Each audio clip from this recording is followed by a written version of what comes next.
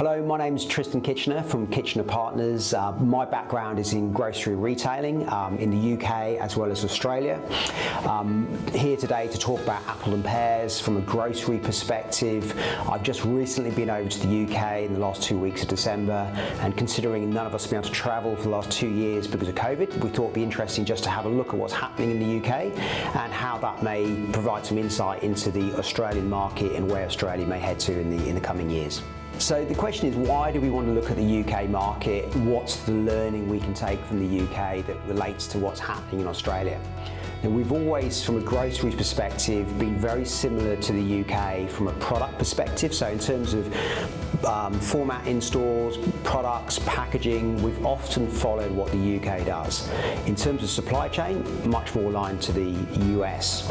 I was over in the UK for the last 2 weeks of December, and obviously it's a very busy time with the lead up to Christmas and the peak Christmas trading period, which is so important for retailers.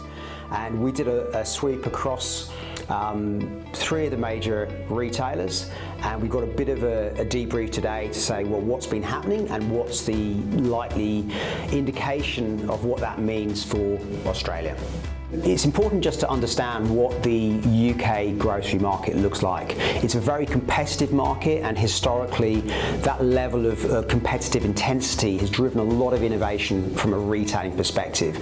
And you can see also that, a lot of the UK retailers have come out to Australia, so it's important to look at the UK not only from a product perspective, but also that a lot of the strategies being driven in the Australian retailers are being driven by ex-UK retailers, and I'm a case in point for that as well. So when we look at the UK market, you have higher quality, higher price retailers such as Marks and Spencer's, and just below them Waitrose, going right the way down to lower price, perhaps lower quality retailers at the other extent.